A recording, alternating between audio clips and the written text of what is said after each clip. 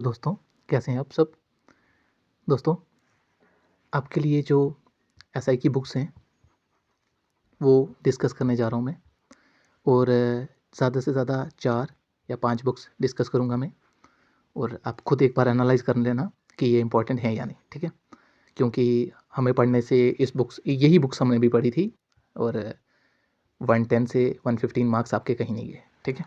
बाकी पढ़ने वाला होना चाहिए, ऐसा नहीं है बुक्स लेके आप रख दोगे। तो चलिए बिना टाइम वेस्ट किए स्टार्ट करते हैं, ठीक है? पहले आपका सिलेबस देख लेते हैं। ये आपका जो सिलेबस था होम डिपार्टमेंट का, ठीक है? करंट ये थे आपका national and international importance, current events, ठीक है? History of India, national movement, world geography, Indian geography, physical, social, economic, इन चीज़ों पे काफ़ी ध्यान देना। Indian political governance, panchayati raj and public policy, right issues, reorganisation 2019, economic and social development, then उसके बाद डेमोग्राफिक्स, सोशल सेक्टर, ये चीज़ें काफ़ी इंपॉर्टेंट हैं, ठीक है? पॉवर्टी काफ़ी इंपॉर्टेंट है। इन्वायरमेंट आ गया आपका, क्लाइमेट चेंज, इंग्लिश, देन उसके बाद interpersonal skills including communication skills, general science, basic computer, then mental ability, logical reasoning and basic numeracy, ये चीज़ें आपका। और यहाँ पे 10th लेवल मैथ आपका जो है वो 10th लेवल का है जी, ठीक है? ये चीज़, ये मैंने आपके साथ जो एक ओवरव्यू था ना सिलेबस का, वो डिस्कस किया। अब बुक्स की बात करें तो सबसे इम्पोर्टेंट जो बुक्स है आपके लिए, जो जीके का पोर्शन आप मतलब कहते हैं ना कि ऑथेंटिसिटी के साथ और कॉन्फिडेंस के साथ आप जो उसको कवर कर सकते हैं, वो मैं नाम बताऊंगा, ल्यूसेंट, ठीक है? और इसके साथ मैं एक चीज़ और बताऊंगा, तरुण गोयल। उसका क्या रीज़न है मैं आपको बताऊंगा, ठीक है? ये बुक है आपकी ल्यूसेंट की, ठीक है? इस बुक से आपका जो भी पोर्शन है ना, आप मेरी एक थोड़ी सी एडवाइस मान लो कि इस बुक को पूरा रीड करो। आपकी एंशियंट हिस्ट्री, आपकी मेडिवल हिस्ट्री, आपकी मॉडर्न हिस्ट्री, देन उसके बाद पॉलिटी, ज्योग्राफी, सिविक्स, जो भी है वो सारा आप जो ये पोर्शन है वो एक करना। और जो इसकी आ गया साइंस का पोर्शन, डेफिनेटली वो करना ही करना है, ठीक है? इसमें काफ़ी अच्छे दिए हैं, जो इसका नया एडिशन है ना, उसमें जो अवार्ड्स दिए हुए हैं काफ़ी। देन अभी इन्होंने इन्वायरमेंट का पोर्शन भी इसमें ऐड किया हुआ है, ठीक है? अब वो भी पढ़ना एक बार, आप इस बुक को पढ़ना। देन अब मैं आपको एक चीज़ बताता हूँ कि आप पढ़ तो सारे लोगे ना, काफ़ी सारे पर्सन ये बोलते हैं कि मॉडर्न हिस्ट्री जो है वो उसमें से काफ़ी क्वेश्चन आते हैं, और ये बात भी सच है। मॉडर्न हिस्ट्री है जो, उसमें से काफ़ी सारे क्वेश्चन आपको आएंगे। और अगर आपने मॉडर्न हिस्ट्री यहाँ से कवर कर ली है, ज़्यादा से ज़्यादा यहाँ से मेरे को लगता है 35 टू 45 पेजेस होंगे, ठीक है? यहाँ से आपने कवर कर ली। अब जो है उसको इम्प्लीमेंट कैसे करना है, उसके लिए मैं आपको बताता हूँ, ठीक है? अगर आपने यहाँ से भी मॉडर्न हिस्ट्री पढ़ ली ना, तो अगर आप मतलब चाहते हो कि ये मैंने पहले ही पढ़ ली हुई है, तो सेकंड बुक है जो मैं आपको ये चीज़ बताऊंगा, इससे इससे जो बढ़िया बुक है ना, वो कोई भी नहीं है मार्केट में, ठीक है?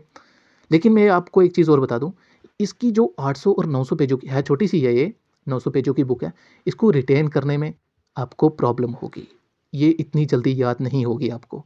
इसमें जो फैक्ट्स होते हैं ना, वो इतने जल्दी याद नहीं रहेंगे आपको। एक 40 पेज याद रखना अलग चीज़ है और एक 800 पेज याद रखना अलग चीज़ है। इसलिए मैं आपको ये कह रहा हूँ कि पहले आप जो ल्यूसेंट है आप उसको एक बार पढ़ लो अच्छे से, ठीक है? और काफ़ी सारे पर्सन मुझे ये बात बोलते हैं कि सर हम एनसीईआरटी पढ़ लें 6 से लेकर 12 तक। देखो, कहते हैं ना कि अगर तुमने जो खुद किसी को अगर गलत सलाह दोगे तो वो गॉड भी तुम्हारे साथ गलत ही करेगा, ठीक है ना? तो इसलिए मैं कभी किसी को ये बात नहीं बोलूँगा कि अभी प्रेजेंटली आप लोग एनसीईआरटी पढ़ो, और वो भी कहाँ तक, 6 से लेके 12 तक। ऐसी भूल मत करना, एनसीईआरटी पढ़ते रह जाओगे, सिलेबस यहीं का यहीं रह जाएगा, ठीक है? और यह हकीकत बता रहा हूँ मैं। ये आ गई आपकी मॉडर्न हिस्ट्री। देन सेकंड बात करते हैं, आपका क्या पोर्शन है, ज्योग्राफी जी। और एक चीज़ और, मैंने आपको कहा यहाँ पे इंडिया की ज्योग्राफी भी है, आपकी वर्ल्ड ज्योग्राफी भी है, ठीक है ना? अब एक चीज़ आपने नोटिस की होगी, वहाँ पे उन्होंने क्या बोला है, social, economic and political geography कहा ना उन्होंने, अपने सिलेबस में देखा। लेकिन क्या है कि यहाँ पे आपका इंडिया का ज्योग्राफी कवर होगा। ये मैं आपको सिर्फ ये कह सकता हूँ कि ये सिर्फ 60% कवरेज है, 60%। अब 40% कहाँ से करनी है, मैं आपको बताता हूँ। आप जो भी पर्सन्स ये वीडियो देख रहे हैं, मैं उनसे एक रिक्वेस्ट करूँगा कि आप जो भी बुक पढ़ रहे हो ना, उसकी जो रिवीजन है, वो रिवीजन स्ट्रेटजी ना वो एक अच्छे से बना लेना। ये मैं बीच में इसलिए बता रहा हूँ क्योंकि आप बुक्स पढ़ते जाओगे कोई फ़ायदा नहीं है। अब बात करते हैं कि इसका जो 40% पोर्शन है वो कहाँ से कवर करना है, ज्योग्राफी का।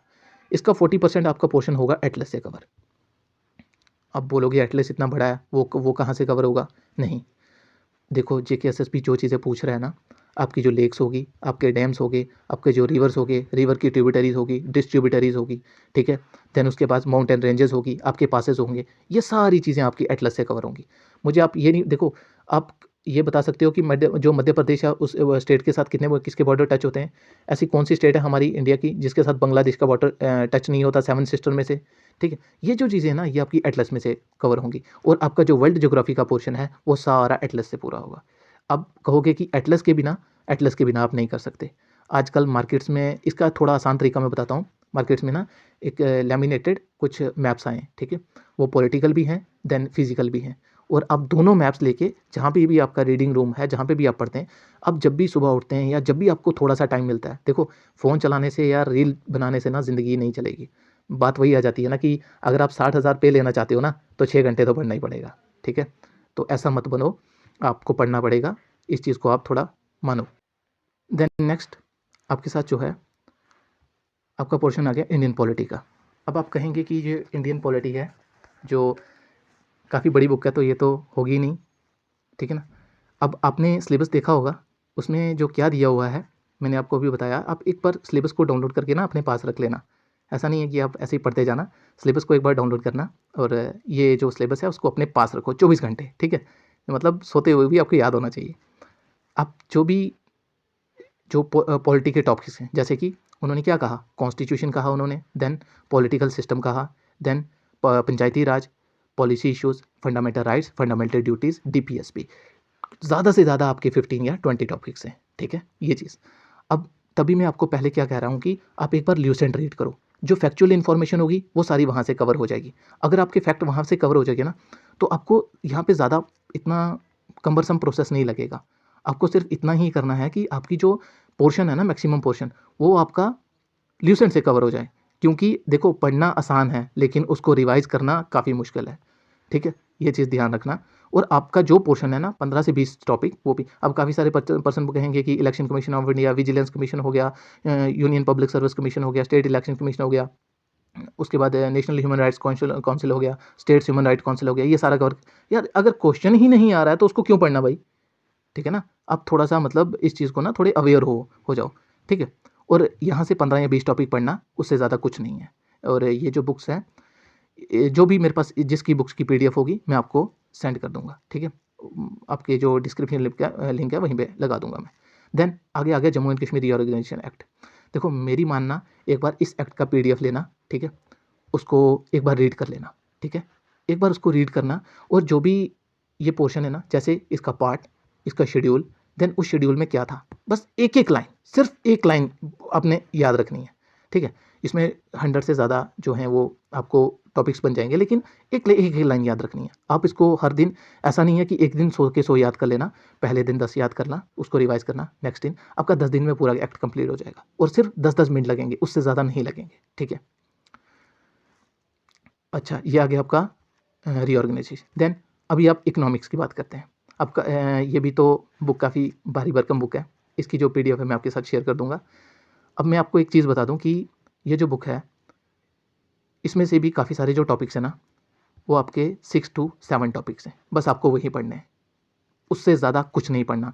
देखो उन्होंने कहा है पॉवर्टी पढ़नी है, सोशल डेवलपमेंट पढ़नी है, सस्टेनेबल डेवलपमेंट पढ़नी है, सोशल सेक्टर इनिशिएटिव्स पढ़ने हैं, बस उससे ज़्यादा कुछ नहीं पढ़ना। तो अगर बैंकिंग सेक्टर है, और मैं आपको एक चीज़ बताऊँ, आप इस बुक से थोड़ा सा पढ़ोगे ना, आपको काफ़ी इंटरेस्टिंग लगेगा, आपको अच्छा लगेगा पढ़ने में, ठीक है। और ये आपका हो गया इकोनॉमिक्स। और आप, अगर आपको ये भी नहीं समझ आ रही ना, तो आपको एनसीईआरटी की, कुछ पर्सन पता क्या कहते हैं कि एनसीईआरटी की, मैं आपको बुक भी बताऊंगा, 11th क्लास की एनसीईआरटी है कि वो पढ़ लें। देखो यार वो बुक एक टाइप की ना नोवेल टाइप है, वो बुक पढ़ने के लिए आपको टाइम चाहिए, और उस बुक को आप रिवाइज भी नहीं कर सकते, ठीक है। और वो बुक टाइम कंज्यूमिंग है, इसलिए मैं आपको ये कह रहा हूँ कि इसके सिलेक्टेड टॉपिक्स पढ़ो, और बुक्स पे मत जाओ। जितनी ज़्यादा बुक्स खरीदोगे उतने ज़्यादा खज्जल हो जाओगे। और देखो यार, अगर हम पर्सनस, मैं बोल रहा हूँ ना कि अगर हम 110 115 नंबर ला सकते हैं तो आप भी ला सकते हो यार, ठीक है। ज़्यादा बुक्स मत पढ़ना।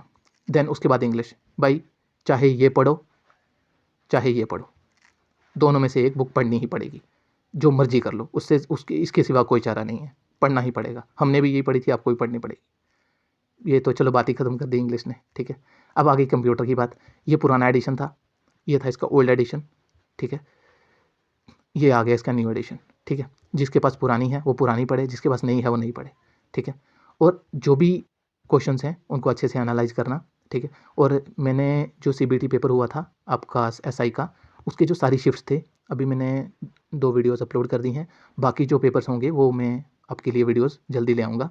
आप उन पेपरों को एनालाइज करना एक बार, ठीक है। और वो जो पेपर हैं उन्हीं से आपको पता चलेगा कि एग्जामिनर किस तरीके के क्वेश्चन पूछता है। नेक्स्ट बात आ गई रीजनिंग की। देखो भाई, काफ़ी सारे पर्सन्स कहते हैं ना, कहते हैं ये बुक सफिशिएंट नहीं है, ये नहीं है, वो नहीं है।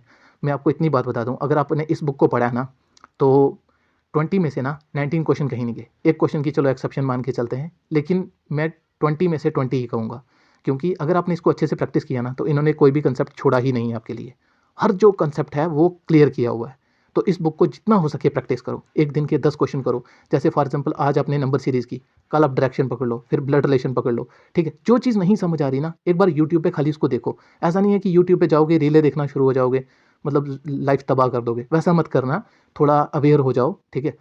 तो रीजनिंग के लिए इससे बड़ा कुछ नहीं भाई। अब जो एक और कमेंट थे, ये बुक पढ़ने के लिए काफ़ी सारे कह रहे थे, कहते ये पढ़नी है हमने। तो ठीक है, आप जो पढ़ सकते हैं वो पढ़िए, लेकिन मेरे हिसाब से पहली बात, बुक का जो साइज़ है ना, वही देख के आपका कॉन्फिडेंस लेवल 0 हो जाएगा। पढ़ना तो दूर की बात है, ठीक है। अगर आपके पास होना 1 साल हो फिर पढ़ लेना इसको, वरना ऐसे इसको खरीदना भी नहीं, उल्टा पैसे ही वेस्ट होंगे। देन अब आ गया मैथमेटिक्स। इसकी मैं आपको सीधी सीधी बात बताता हूँ, जिस पर्सन के बेसिक्स क्लियर हैं वो पर्सन ये खरीद लेना।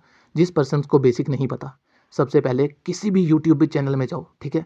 चाहे हमारे जम्मू कश्मीर के जो टीचर्स हैं वो काफ़ी अच्छा पढ़ा रहे हैं प्रेजेंटली।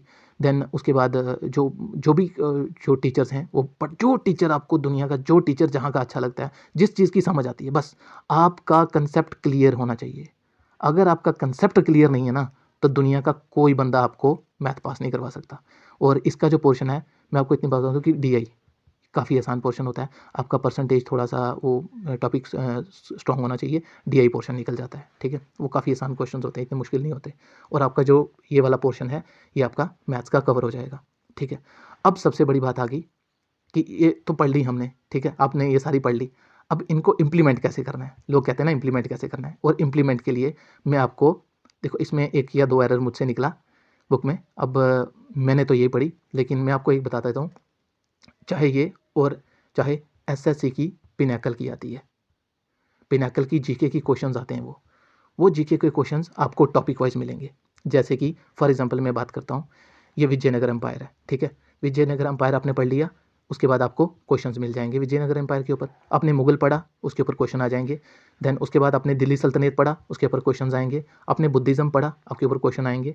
देन आपने किसी कोई लेक्स पढ़ी, क्वेश्चन आ जाएंगे। आपने डैम्स पढ़े, क्वेश्चन आ जाएंगे। बस ये चीज़ है। और आप एक चीज़ देख लेना, इसमें एक चीज़ मुझे थोड़ी सी इसकी कॉन्ट्रडिक्शन क्या लगी, कि ये जो है बुक, इसमें एक्सप्लेनेशन नहीं है बस। बाकी बहुत बढ़िया बुक है, और काफ़ी सारे एग्जाम्स में क्वेश्चन इसी बुक से आते हैं, ठीक है। और ये तो मतलब देखो ल्यूसेंट ही है, तो क्वेश्चन ऑब्वियसली बात है यहीं से आएंगे।